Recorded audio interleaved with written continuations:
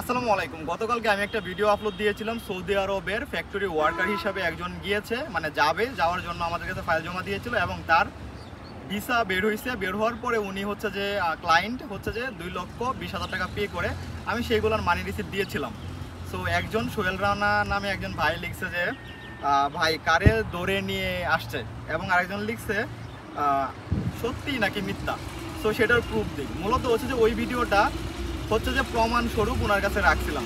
তো ওনার আসলে গেট আপটা তেমন ভালো ছিল না, কারণ উনি শরীয়তপুর থেকে মানে জার্নি করে ঢাকাতে আসছে। তো ধুলাবালি এবং ঢাকার জাম তো বোঝেনি। তো ধুলাবালি থাকার কারণে মানে একটু মানে শরীরটা একটু মানে শুকনা শুকনা ছিল আর কি, চেহারাটা একটু শুকনা শুকনা ছিল, যার কারণে আপনারা বলতেছেন যে এটা কারে ধরে নিয়ে আসছে, মানে এমনভাবে মিন করছেন যে রাস্তা থেকে কাউকে ধরে নিয়ে আসছি।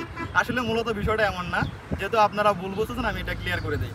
ওনার সাথে আসলে ওনার বাবা এবং হচ্ছে যে ওনার বড় ভাই, ঠিক আছে।